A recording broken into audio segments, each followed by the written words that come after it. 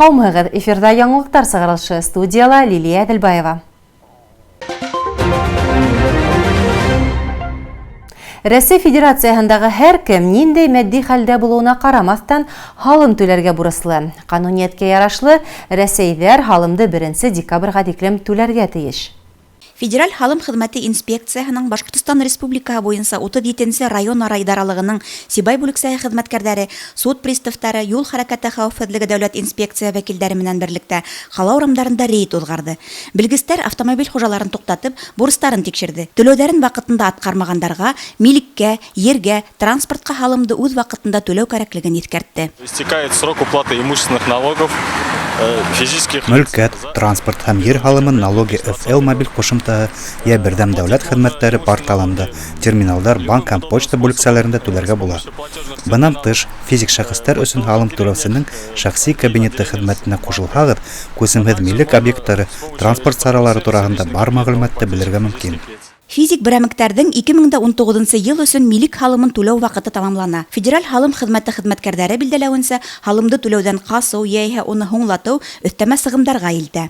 За несвоевременную уплату имущественных налогов начисляется пеня и применяются меры взыскания. Һалымды вакытында түләмәүчеләрнең хокуклары сикләнә.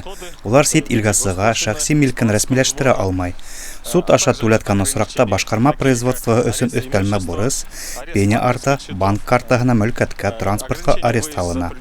Ошондай күңелгә хәлдәр булмаһын өчен 1 декабрьгә кадәр бурысыгызды түләргә сакырам. Әгәр дә һалым түләү өчен квитанциялар алмаһагыз, я булмаһа уларда белешмәләр дөрес күрһәтелмәһә, урындагы һалым инспекциясына мөрәҗәгать итәргә мөмкин. Гөлдәр Кадаева, Радмир Исәнголов, Любовь Карпова, яңалыктар өчен. Коронавирус пандемияһы башланғас та Сибай ҡалаһында «Беҙ бергә» дип аталған ирекмәндәр штабы барлыҡҡа килде һәм улар оло йәштәгеләргә бар яҡлап ярҙам күрһәтеп килә. Һуңғы ваҡытта йоғошло сирҙең тағы ла көсәйеүе штаб хеҙмәткәрҙәренең эшен арттырҙы.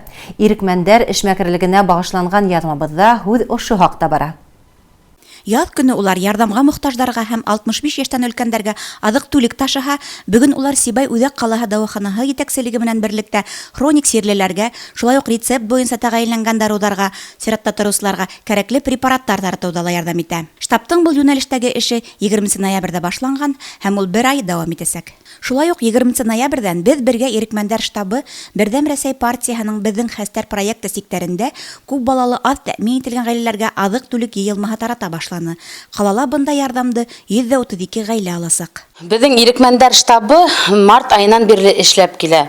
Әлеге ваҡытта беҙҙең күп балалы ғаиләләргә, ярҙамға мохтаж булған ғаиләләргә һәм дә 65 плюс өлкәндәргә продукты ярҙамы менән ярҙам итәбеҙ.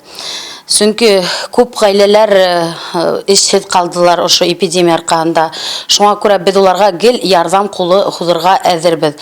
Әлеге ваҡытта волонтер штабында 168 ирекмән эшләй, көндә дежурство ҡуйылғандар һәм улар һәр көн иртән килеп инструкция үтеп, һәр бер ғаиләгә список буйынса продукты ярҙамы күрһәтәләр. Штабҡа ҡаланың эшҡыуарҙары ла йыш һуғыла. Улар хәйриәлек маҡсатында аҙыҡ-түлек килтереп, мохтаждарға таратып биреүҙе үтенә. «Беҙ бергә» ирекмәндәр штабы етәксеһе Лена Сөнгат ҡыҙы әйтеүенсә, эшҡыуарҙар алып килгән он, көнбағыш майы, макарон, кондитер изделияларын бүлеп һалып, улар ауыр тормош хәленә тарыусыларға, аҙ тәьмин ителгән пенсионерҙарға яңы йыл күстәнәсе әҙерләргә иҫәп тота. Мәрхәмәтлек оешмаһына үҙ теләге менән ҡушылыусыларға оло рәхмәтебеҙҙе еткерәбеҙ һәм еңел булмаған эштәрендә уңыштар теләйбеҙ. Буталсыҡ мәлдә күрһәткән изгелектәрегеҙ ерҙә ятып ҡалмаҫ. Гөлдәр Кадаева, Радмир Исәнголов, Любовь Карпова, яңылыҡтар өсөн.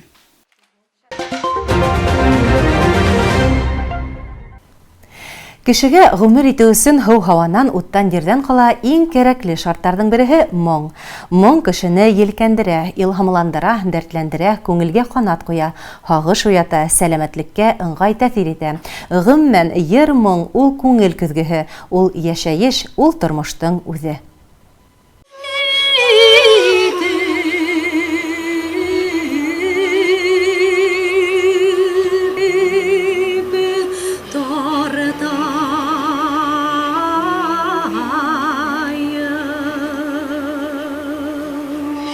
24 ноябрьдан 14 декабрьгә кадәр республикала башкорт теленә арналган «Үлемһеҙ йырҙар» онлайн фестивале дәвам итә.